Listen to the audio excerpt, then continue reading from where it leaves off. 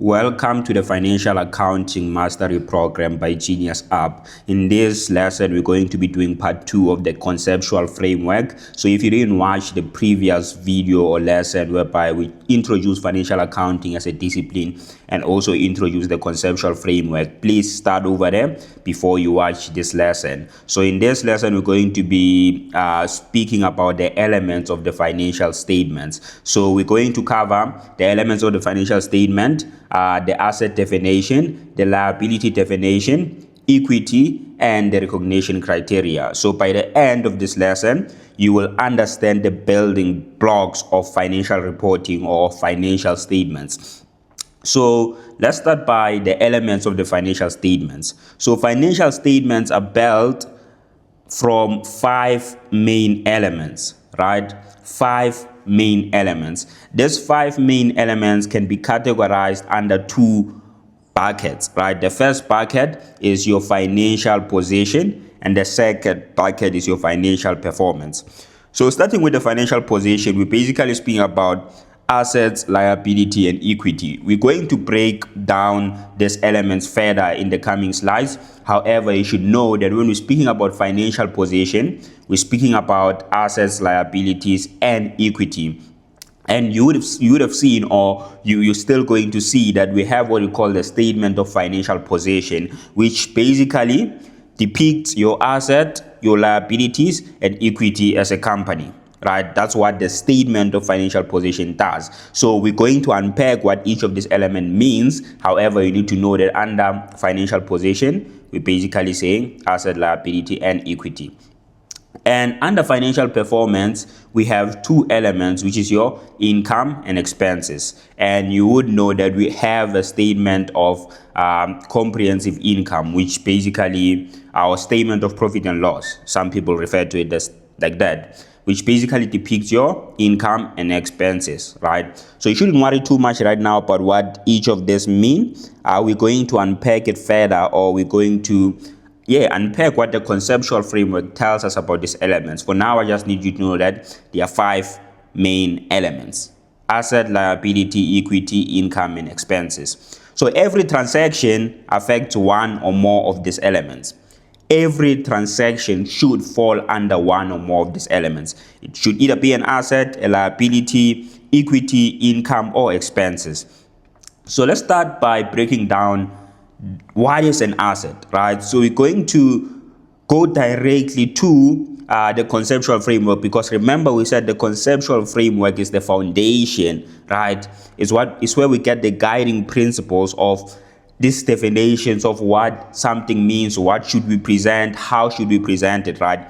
So before we even jump into preparing the financial statements, as an accountant, you need to know, what does the conceptual framework say is an asset?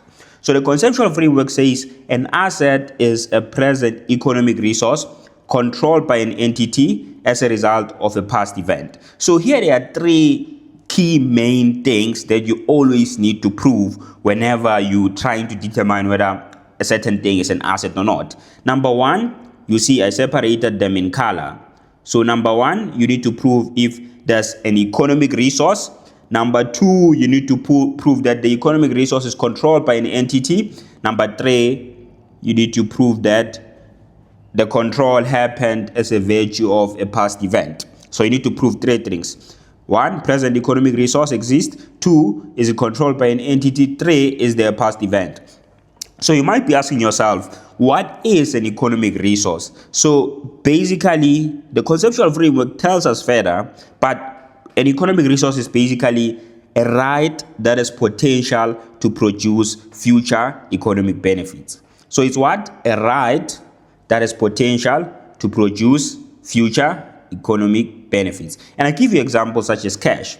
Cash is a right? Because if you have cash, you own cash, it has potential to produce future economic benefits, because you can use that cash maybe to buy inventory, to buy or invest and then get a return on that investment, or you can pump it into operations and then start this maybe start a certain business, and then it can give you cash back, more cash back. So cash, it is a right that has potential to produce future economic benefits. Same thing as inventory. When you have inventory, you can sell it and get cash back, right? Which is future economic benefits. Same thing as equipment and buildings. You can use it to produce a certain product that you can sell to the market, and the market can pay you, give you cash. So the cash that you get is economic resource. So when you own this right here, or these economic resources, they have potential to produce future economic benefit. So technically, an economic resource is a right that has potential to produce future economic benefits, and it must be controlled by the entity. So that cash must be controlled by an entity, meaning that the entity can direct the use of that. So I just write here, entity can direct the use of the economic resource. I know my handwriting is a bit bad, but when we say controlled by an entity, we're basically saying entity can direct the use of the economic resource at any time, right? At any given point, we can decide that, hey, this cash, we're going to invest it in the stock market. This cash, we're going to invest it in creating inventory. Or same thing with the inventory. We can say, hey, this inventory, we can sell it at 50 rand. Or tomorrow we can wake up and say, now we want to sell it at 100 rand. Because we can direct the use of this economic resource, then it's controlled by an entity, right? Because we can direct the use. But if you think of it like this, let's say you were a company and I borrow you my car, right? As much as you can direct the use, there's a question whether you control it, because tomorrow I can wake up and say, hey, I need my car, bring it back, and now you no longer have that car. Therefore, there's a question around, do you control it? And lastly, there must be a past event. So a past event is usually like a past transaction, or you can just say event, right? So there must be a specific past transaction or event that gave rise to this economic resource, whether we went and bought inventory. Now we own the inventory, which is an economic resource due to a past event of us buying it, right?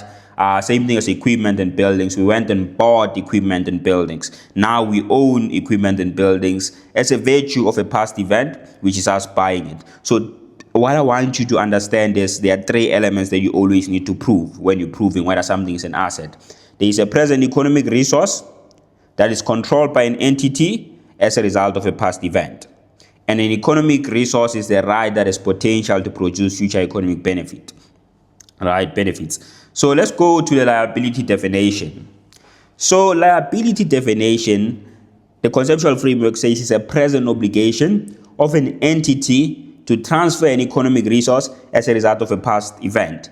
Wow, we see this word again, economic resource. We did define it. We said it's a right that has potential to produce future economic benefits. And I gave you examples such as cash, such as inventory, such as equipment and building. When we have the right of cash, inventory, equipment and buildings, those economic resources or those items have a potential to produce future economic benefit. Now, when we come to liability, they say it's a present obligation of an entity to transfer an economic resource as a result of a past event. So you might be asking yourself, even in this case, there are three elements that you have to prove. Element number one is that there is a present obligation. You need to prove whether it's a present obligation. Element number two, you need to prove whether the entity has to transfer an economic resource. And element number three is as a result of a past event. So you might be asking yourself, what is a present obligation? We're going to unpack what a present obligation is in the next slide. However, there must be a present obligation of an entity to transfer an economic resource. What is an economic resource? We spoke about it, things like cash, things like inventory.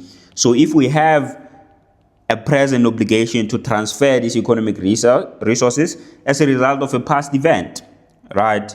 Maybe the past event is us going to the bank and taking out a loan. When we take out a loan, we need to pay it back. So the past event is us going to the bank, taking out the loan. That's the past event.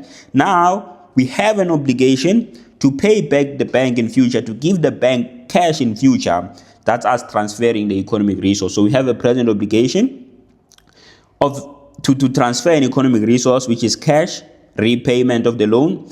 as a result of a past event, which is us going to the bank and taking out a loan, right? But we're going to unpack what is a present obligation in the next slides. But I just want to give you examples of liabilities, right?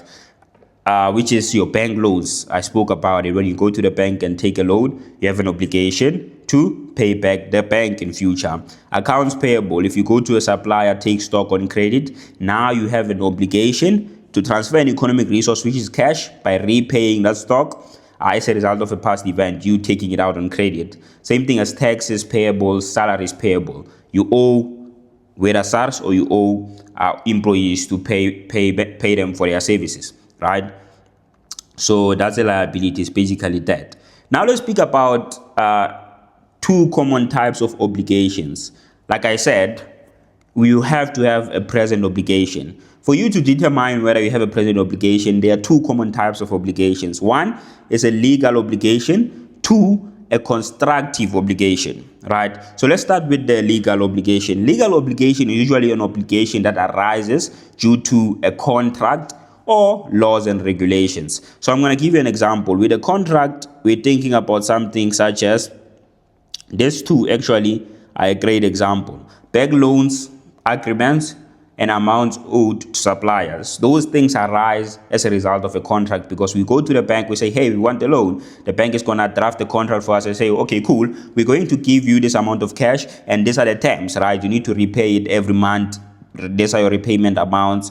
This is the interest we're going to charge you. Sign. And then after signing, they give you the cash. So by virtue of that contract, it creates a legal obligation, because contracts are legally binding, right? So by virtue of you signing the contract, that creates a present obligation of an entity to transfer an economic resource as a result of a past event, which is you going to the bank, signing the contract to take the loan, right? And then we go to the laws and regulation. This one, a perfect example of laws and regulations is taxes payable to the government, right?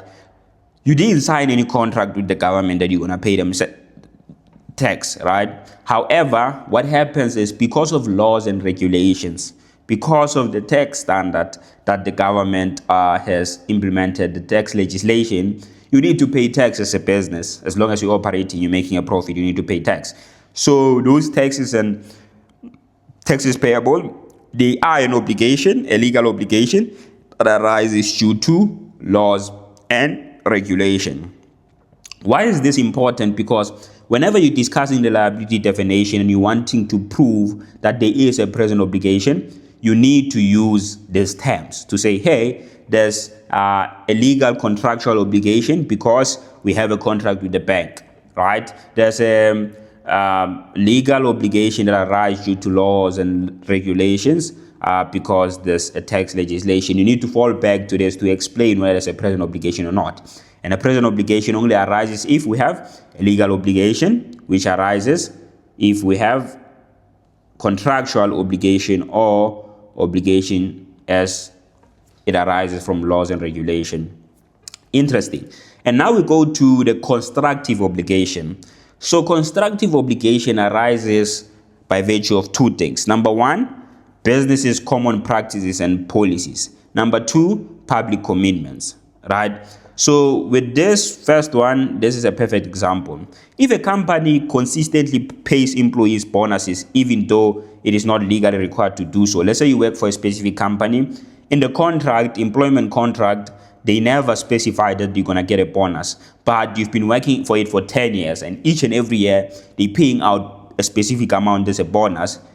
That thing automatically creates a constructive obligation, right? Why? Because this is a business common practice, right? Reasonable common practice. So on the 11th year, it is expected that they should pay out the bonuses because they've created that constructive obligation. So that's the idea of a constructive obligation that arises due to businesses' common practice and policies.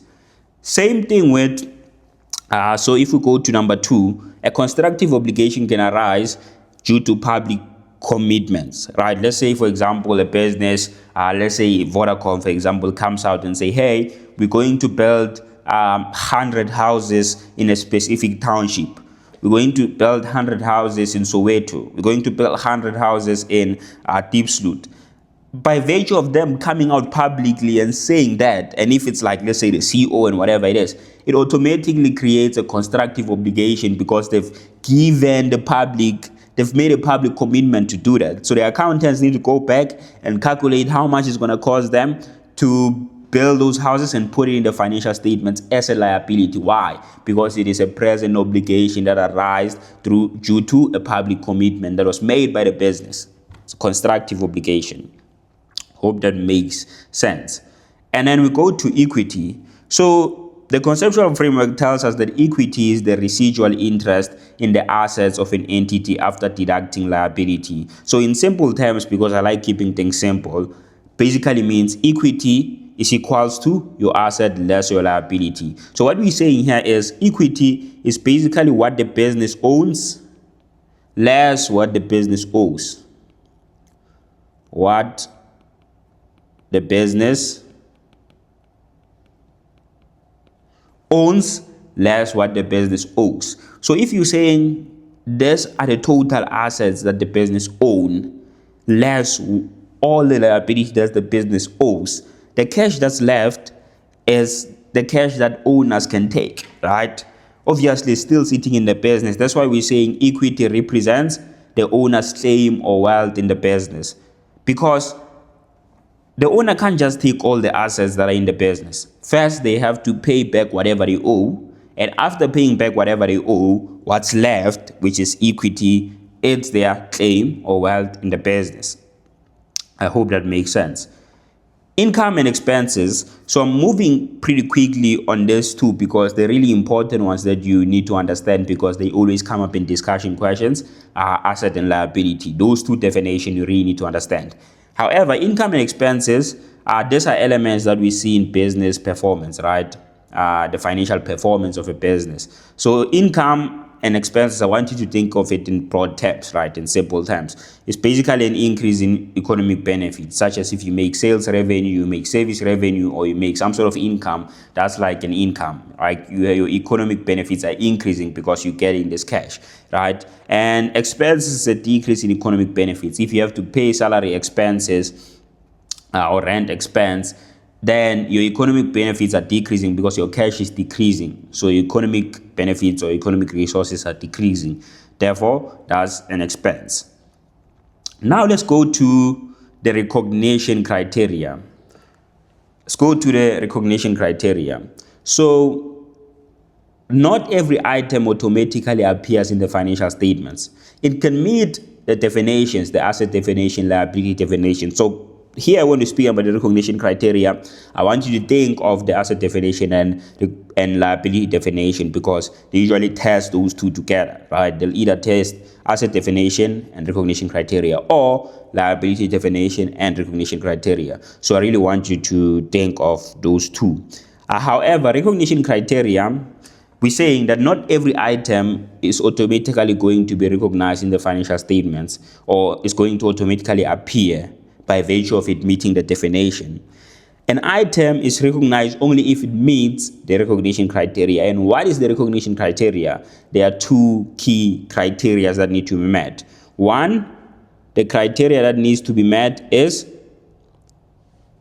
relevant for decision making. So that specific item transaction must be relevant for decision making. And number two, it must be faithfully represented. Right? There must be faithful representation. So what makes a certain item or transaction relevant? What makes it relevant? Firstly, there must be no existent uncertainty. What do we mean? We must say it exists, right? We can prove, what this basically means is we can prove transaction or item exists. So we can prove that this thing exists, right? If we're speaking about, let's say, a car that we own as a business, we should be able to prove that this transaction happened. We went to the dealer and bought this car, so we have a receipt from buying that car, and we can also see the car in our premises. There's no existence uncertainty, meaning that it exists. This thing, we can prove that it exists, right? It's certain that it exists. There's no ambiguity when it comes to the existence of this thing. We can prove, whether through a source document, identifying the thing directly, but we can prove that this thing exists. Number two, for an item or transaction to be relevant, the flow of economic benefit, or the probability of the flow of economic benefit shouldn't be low, right? It shouldn't be low. What does this mean? Let's think of it from an asset and a liability definition. For an asset, we said, if I were to go back, for an asset, we said a present economic resource controlled by an entity as a result of a past event, right? And we said an economic resource is a right that has potential to produce future economic benefit. So here we're saying that if an economic resource is a right that has potential to produce future economic benefits, the probability of the flow of economic benefit from that right to us shouldn't be low. I'm going to say that again. If we're saying an economic resource, an asset, is a right that has potential to produce future economic benefits, what we say is the probability of those economic benefits flowing to us shouldn't be low, right? It shouldn't be low, because if they're low, then it's useless for us to include that asset in our books, because the chances that we're not going to get those economic benefits. You get what I'm saying? So that's what we mean by probability of the flow of economic benefits shouldn't be low, meaning that it must be high, right? It must be high. We must be sure that we're going to receive the future economic benefits. I hope that makes sense. I can also explain it when it comes to the liability side. So liability, we say it's a present obligation of an entity to transfer an economic resource. So to transfer an economic resource. So here we're saying that the probability of the flow of economic benefits, meaning us transferring that economic resource to someone else, the probability of us paying back that bank loan shouldn't be low, because if it's low, then it doesn't make sense for us to recognize a liability in our books, because there's a chance that we're not going to pay that amount. There's a chance that that economic resource is not gonna flow out of the business. Therefore, that information is not relevant for decision making. We're still gonna make a lot of examples, or do a lot of examples in our group sessions about liability recognition criteria, asset definition. However, let's just go through it. So we said, number one, for an item to be recognized, it must provide relevant information, and relevant information means that there is no existent uncertainty. We can prove that the item, the transaction exists. Number two, the probability of the flow of economic benefit is not low, right? Meaning that it's high, that the flow of economic benefit is going to flow to us or to the other party. Lastly, for an item to be recognized, number two, it must provide faithful representation, right? It must provide faithful representation. And faithful representation basically means that the measurement uncertainty is not high. And what do I mean by measurement uncertainty is not high? It means that we can realistically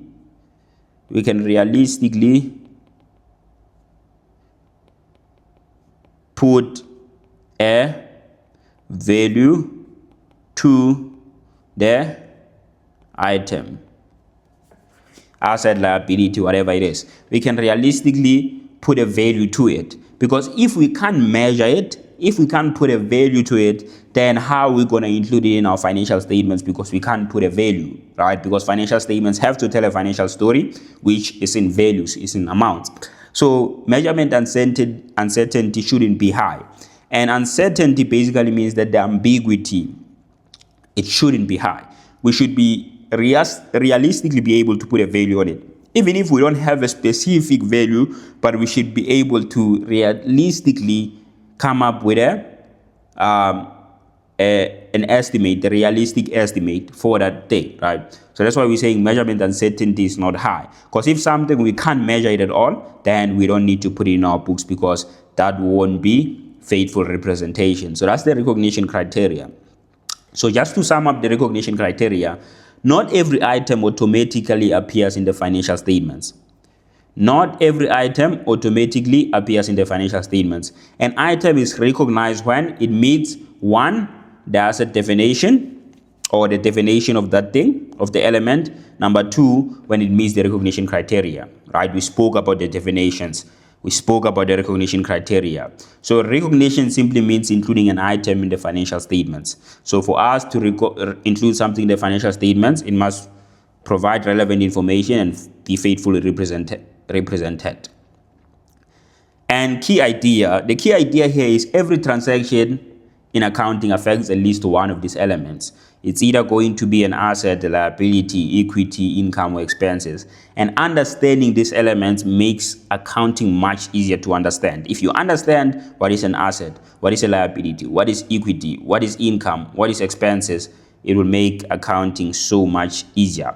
So just to summarize this lesson, we covered the elements of the financial statements. We covered the definition of an asset. We covered the definition of a liability. We covered equity. We covered recognition criteria.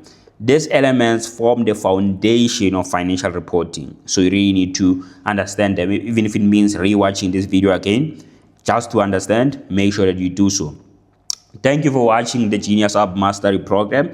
If you have any question, make sure that you drop it in the comment section. If you need more support from us, make sure that you go to the link in the description or the group chat if you're in our private group, and you can basically ask any question that you have there. Cheers.